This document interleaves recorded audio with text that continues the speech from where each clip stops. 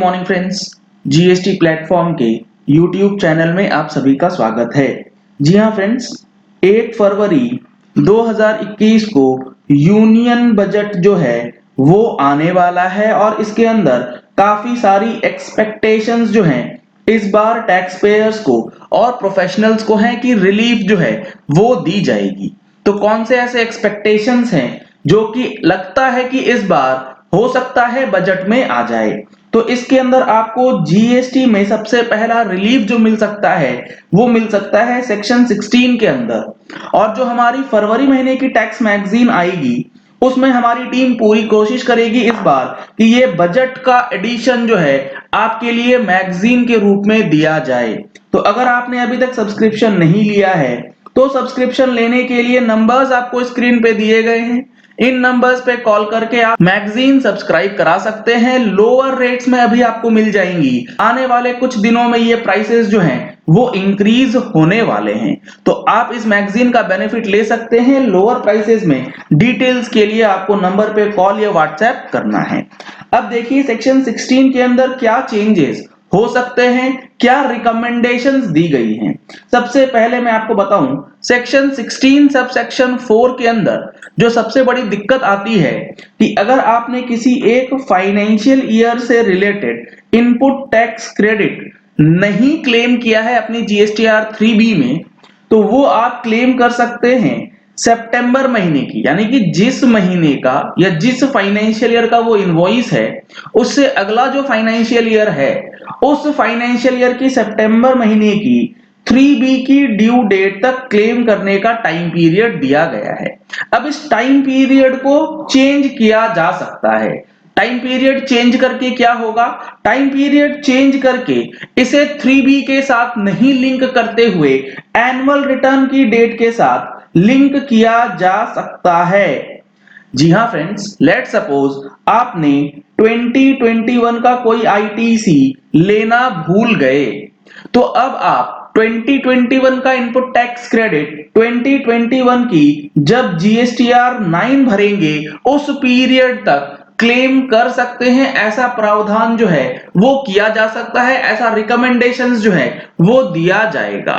अब यहां पर आपको समझना होगा कि अगर ये चीज हो जाती है तो ये कितनी प्रैक्टिकल बातें होंगी, क्योंकि मैक्सिमम लोगों का रिकंसिलिएशन जीएसटीआर 2A का जब आप एनुअल रिटर्न भरते हैं तब पता लगता है कि ये इनवॉइस छूटा हुआ था और उस इनवॉइस को क्लेम करने का टाइम पीरियड जो है वो अब एनुअल रिटर्न के साथ लिंक कर सकती है गवर्नमेंट। अगर ऐसा होता है तो ये एक बहुत बड़ा रिलीफ जो है होगा। क्या आपके हिसाब से ये होना चाहिए या नहीं, कमेंट बॉक्स में लिख करके जरूर बताएंगे। तो जीएसटी के अंदर सबसे बड़ा चेंज जो है वो ये हो सकता है। इसके साथ साथ रेट्स जो है ना जीएसटी के वो कम बेसी होने की उम्मीद तो बहुत कम होती है बजट्स के अंदर, क्योंकि जीएसटी काउंसिल जो है वो रेट पे डिसीजन लेती है, ना कि पार्लियामेंट इसके डिसीजन लेगी। अब आते हैं इनकम टैक्स के अंदर क्या रिलीफ मिल सकता है आपको इस बजट के अंदर, क्योंकि बजट में इनकम टैक्स से काफी सारी उम्मीदें होती हैं।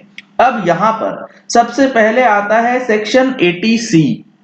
80C जो है वो आपको अभी डिडक्शन देता है अप टू 1,50,000 रुपीज तक। 1,50,000 में क्या क्या चीज कवर होता है, एलआईसी हो गया, आपने कोई सेविंग्स करा रखी है एनएससी में, आपने फिक्स डिपॉजिट करा रखा है for the term of 5 years, आपने होम का प्रिंसिपल पेमेंट करा है, होम लोन के लिए आप पेमेंट करते हैं तो उसका प्रिंसिपल का डिडक्शन आपको मिलता है। तो ये जो लिमिट है 1.5 लाख रुपए की, इस लिमिट को इंक्रीज किया जा सकता है 3 लाख रुपए तक। जो आपकी बेसिक एग्जम्पशन लिमिट है, जो स्लैब रेट है, उसको इस बार चेंज नहीं करेगी गवर्नमेंट, लेकिन अदरवाइज आपको बेनिफिट जो है देने की तैयारी है। जैसे कि 80C में लिमिट 1.5 लाख से बढ़ा करके 3 लाख करने की बात चल रही है। दूसरा सेक्शन 80 सब सेक्शन डी, ये होता है मेडिकल इंश्योरेंस अगर आप कराते हैं, यानी कि अगर आपने कोई मेडिकल इंश्योरेंस करा रखा है तो इसके अंदर जो लिमिट है, अभी करेंटली लिमिट होती है 25,000 की, इसे इंक्रीज किया जा सकता है 50,000 रुपीस तक 80D के अंदर जो मेडिकल प्रीमियम आप पेमेंट करते हैं, मेडिकल इंश्योरेंस के लिए पेमेंट करते हैं, उसकी लिमिट को बढ़ाया जा सकता है। तो ये दो चीजें जो हैं आपको बेनिफिट दे सकती हैं इनकम टैक्स के अंदर अपना टैक्स अमाउंट रिड्यूस करने के लिए।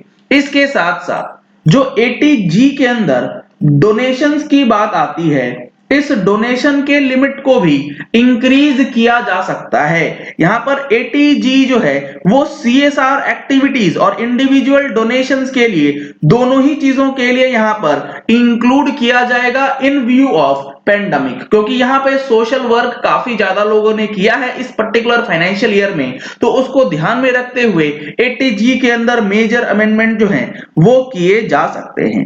तो इसी तरीके के अमेंडमेंट्स जो हैं इस बार बजट के अंदर आपको देखने को मिलेंगे, जिसमें इनकम टैक्स से रिलेटेड 80C, 80D, 80G में मेजर रिलीफ हो सकता है। जीएसटी के अंदर सेक्शन 16 सबसेक्शन 4 के अंदर अमेंडमेंट हो सकता है। इसके साथ साथ जो हमारा जीएसटी का लेट फीस है उसको लेकर के क्या अनाउंसमेंट्स आएंगी, इसके ऊपर सबकी नजर है। और एमनेस्टी स्कीम, जी हाँ फ्रेंड्स, काफी लोग अभी भी वेट कर रहे हैं एमनेस्टी स्कीम की कि इसको लेकर के क्या अनाउंसमेंट रहता है, क्या इसमें कोई फर्दर अनाउंसमेंट या फर्दर रिलैक्सेशन देगी गवर्नमेंट या नहीं। तो ये सारी चीजें देखने के लिए आपको वेट करना होगा बजट का।